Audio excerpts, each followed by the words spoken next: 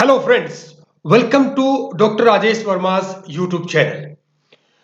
In this video, we'll be discussing the Schechter Singer theory of emotions. Now, the point is there are various different theories of emotions. Why we are discussing these different theories? Dear friends, evolution, in every subject, in every discipline, there is a process of evolution. Theories develop, then they explain some phenomena. Further, new theory developed. That theory new explain the phenomena in a new concept, a new perspective. Similarly, so this is characterizing a theory. There is a two theories before that we have discussed. That is James Lange theory of emotions and Kennebart theory of emotions. So what is so special about it? So you have to wait for that. We'll discuss in the next coming slides. So before much focusing on this first slide, let us move to the next slide. That is, and we'll start our today's discussion. That is Schechter Singer theory of emotions. First, let us discuss something about cognitive basis of emotions. The James Lange theory and Karen Barth theory explain the emotions from the perspective of physiological changes. That changes are internal as well as external. James Lange theory says that specific emotions are manifested and experienced from the specific physiological reactions that can be your internal. They say that first we go for the emotional behavior, then we go for the emotional experiences. Whereas the Karen Barth says, these two gentlemen describe that when that feeling that experiencing of emotion and emotional behavior are simultaneous process, and that is mediated by the thalamus. That was their response. But important thing here is these two pair of gentlemen explain the emotions in the perspective of physiological changes that may be internal as well as external. And emotion is a psychological concept. So to explain that emotions, we need to explain the emotion in the psychological perspective. For that, these two new gentlemen, that is Schechter and Singer, they explain and theorize that cognition has an important role in experiencing as well as the emotional behavior. Getting my point? The role of cognitive or mental process were largely ignored in dealing with emotional experiences and emotional behavior in James Lange and Kennebart theories. These three don't have sufficient explanation as how the emotional experiences are differentiated. Means, so you take this example. This example, this image clearly says that how Schechter-Singer theory explains the emotions. This theory is also known as two-factor theory of emotions. Dear friends, the main drawback of both the previous discussed theories, James Lange and Kennebart, was they were largely focused on physiological changes that occurs inside or outside our body. But the focus on the emotional part or psychological part was minimal, and they failed to explain the difference between the emotional experience and emotional behavior in sometimes by one stimulus. There is a very examples available that when you feel or when you perceive a stimulus at one situation, we behave differently, experience different emotions, and the same stimulus when we perceive in different situations, we experience different emotional behavior. So these two theories fail to differentiate between these contradictory phenomena. Whereas that Schechter-Singer theory, this is based on the cognition. So let us, dear friends, see one more point here I want to make. I am not disregarding both the previous theories. So in the perspective of the limitations of these theories, we are discussing the next, that is Schechter-Singer theory of emotions. So let us move further.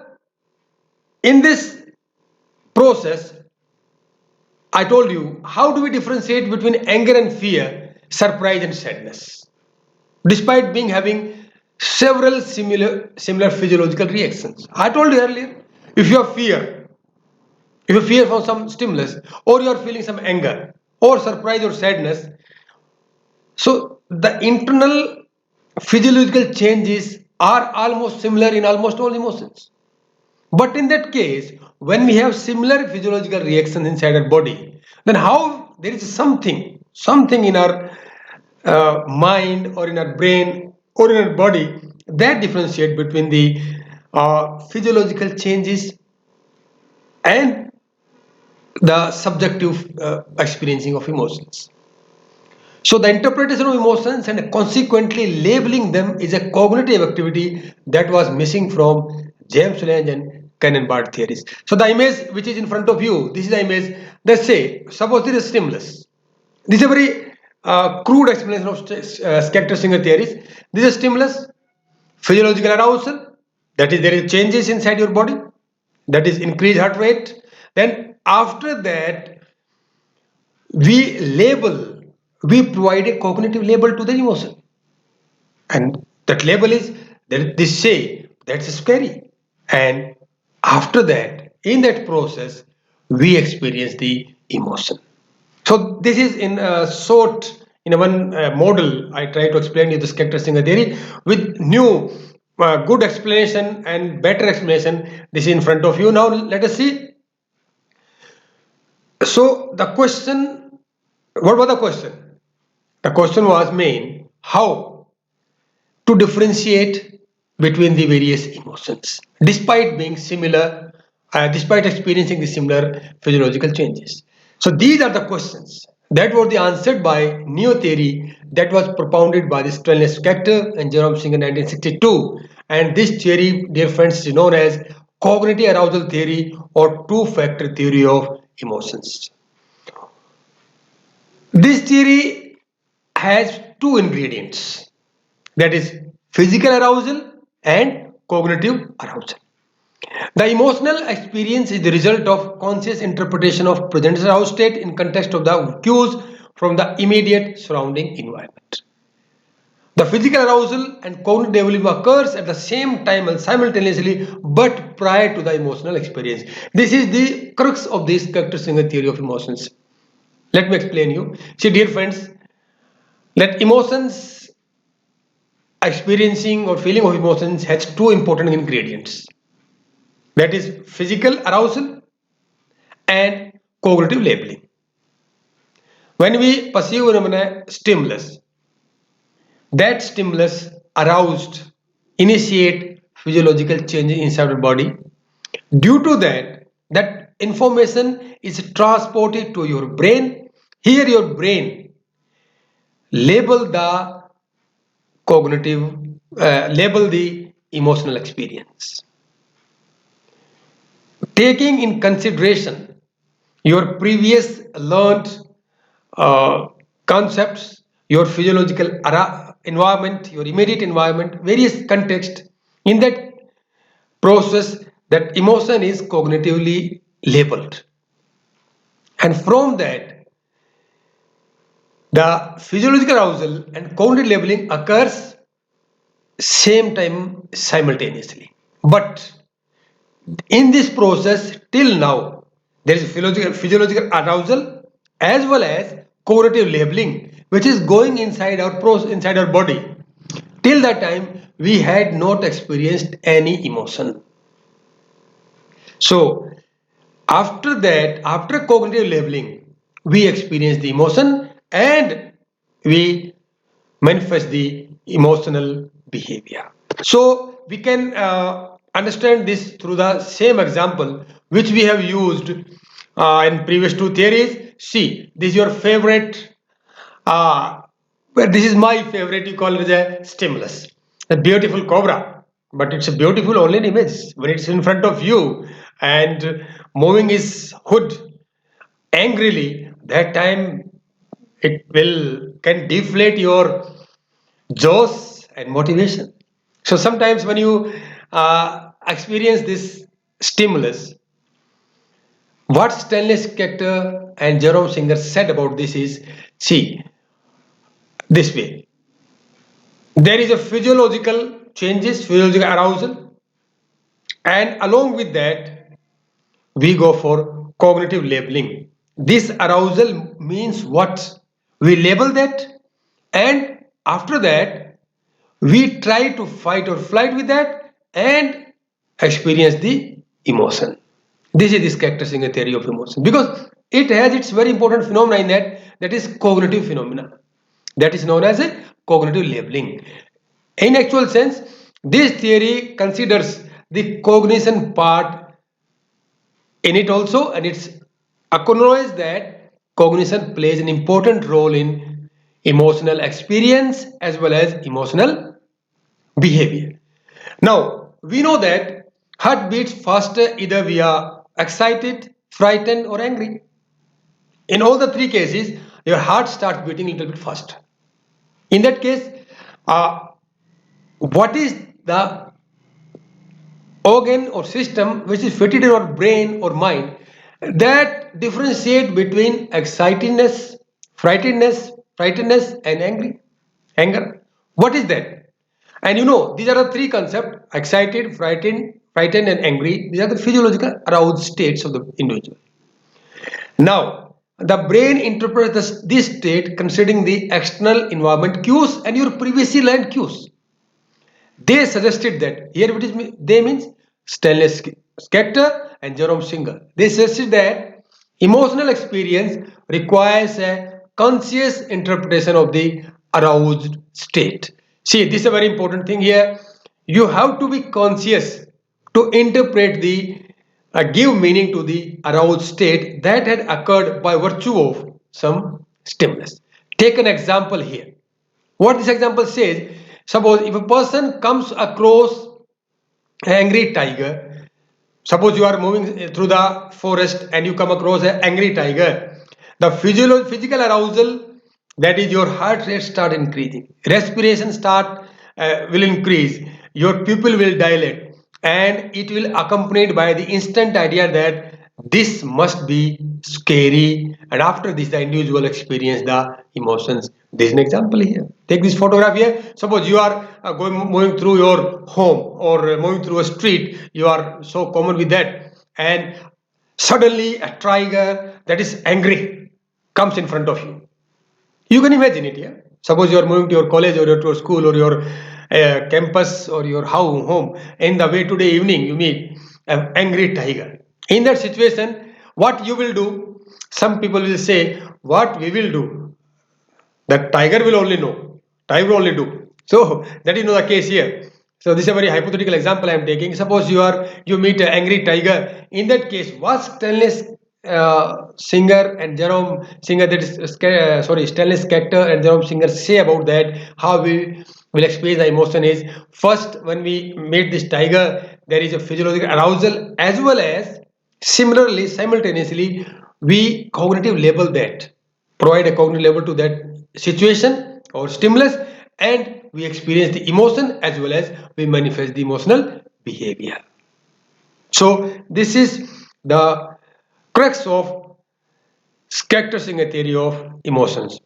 Now, this is a very interesting thing, but they proved with an interesting experiment how this occurs. In 1962, both the gentlemen designed an experiment to prove that emotions are determined by the interaction of physiological arousal and labeling of that arousal. So that is the important point here, that both interact, your physiological arousal as well as your labeling of that arousal. That is labeling means cognitive interpretation. Here they took a male subjects and they were told, the male subjects were told that, in fact they were deceived, that they are going to answer questionnaire about the reaction to a new vitamin suproxin. Means they were told that you will be given an injection and that injection contains a new vitamin that is known as suproxin, and you have to fill up that questionnaire regarding that and you have to answer that. And I told you, but in fact, I told you that they were deceived. In fact, they were injected with epinephrine, that is a kind of adrenaline. This hormone initiates physiological arousal. When there is a flow of this epinephrine inside your body, the internal organs excited. They get aroused. What are the changes? their internal body gets undergoes some changes, such as increasing heart rate and respiration rate and sweating and dilation of your pupils, etc., etc. And that was the same process was that same chemical was injected into their body. Then the participants were divided into two groups and sent to two different rooms to fill up the questionnaire. So because they were told that they are injected with a new vitamin that is known as suproxin, and after that injection, they were asked to move to the two different rooms to fill up the designated questionnaire.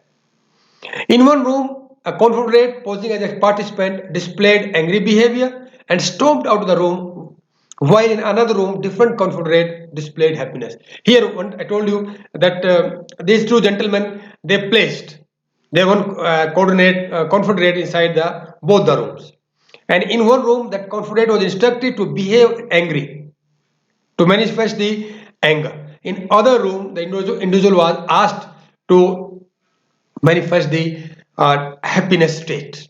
So these were the two different people, but in fact they were confederate. They were not given an injection, but the other subjects were given injection, but they were not knowing that this individual is a confederate or a real subject. They were not aware of that. After this, participants were asked to describe their own emotions. After they came out, they experienced both the room subjects experienced different emotional situations, and they were asked to define their emotions during that. As predicted, as hypothesized, participants who observed angry behavior labeled their physiological arousal as anger, whereas those who exposed to happy situation labeled happiness, despite epinephrine being the cause of physiological arousal having similar symptoms. So here proofs vindicate the Schechter-Singer theory of emotions. This experiment vindicated that physiological arousal has to be labeled by cognitive functionality prior to experiencing emotions. So, dear friends, this was your Schechter-Singer theory of emotions. And they proved with their wonderful experiment with the use of injecting the epinephrine as a hormone. So, in the end, there's a quick revision of Schechter-Singer theory. What Schechter-Singer theory says that when we experience a stimuli, simultaneously that information travels to your cognitive uh, domain as well as to your physiological arousal takes place inside your body. Okay, that cognitive arousal and physiological arousal, the cognition, what cognition do is that cognition interpret the arousal in context of your external environment, cues and environment and pre-learned material, and after that simultaneously emotional experience and physiological uh, behavior occurs. This is the crux of the Schechter-Singer theory of emotions. In that, we have discussed the three theories: Jameson theory, Kennebaugh theory, and Schechter-Singer theory, though in different videos. But people get confused about this. They are likely to confuse. So to avoid that, I had summarized all these three theories in just one slide. That is comparison of James Lane's, Kenenbach and Schechter-Singer theories of emotions. See, in the first image, James Lane theory, what it says: physiological changes are interpreted as specific emotions. See here, George is scared because he is trembling, his palms are sweating, and his heart is pounding. This is James Lane's theory. Whereas what Kenenbach says, George's fear result from his understanding mediated through the hypothalamus, which has sent message to his cortex as well as his autonomic nervous system that is a dangerous bear. Okay, this is a common Kennebaugh theory, and what Schechter-Singer theory, two-factor theory says, or cognitive theory of emotions says, George is scared because he is aroused and the interprets his arousal as being caused by the danger in this situation. So these are the three theories at one place, at one slide, so that where you can compare them together and understand. In the first instance, first, when we meet this gentleman, we try to fight or flight, and then we feel emotions. When we meet this gentleman, this was by James Lens, as per the Cannon Bard, when we meet this gentleman, first we perceive it, message gone to hypothalamus, thalamus sent to the your central nervous system as well as your muscular system, and from there and simultaneously to the your subjective emotional experiences. This is your Cannon Bard. Whereas Schechter Singer says, when you meet this gentleman, first you perceive that stimulus, physiological arousal takes place, then your brain or your mind cognitive label that because the situation is scary, and then you experience the emotions. So dear friends, here ends the three theories of emotions, that is James Lange theory, Cannon-Bard theory, and Schechter Singer theory of emotions. So these are my references, you can cross check them to study further. And dear friends, our next video, we will be meeting with a next wonderful video, and that video is in front of you. It is nature of motivation, how we take so risky adventures, why we engage in so adventurous activities. There is something behind that, there is some force that is known as psychological force, and very toughest and the strongest force than the any other element, and that force we generally call as a motivation. So we'll be discussing the next video the nature of motivation. By the time, if you like this video, share with your friends, with your those who are psychology enthusiasts, or your teachers or your colleagues.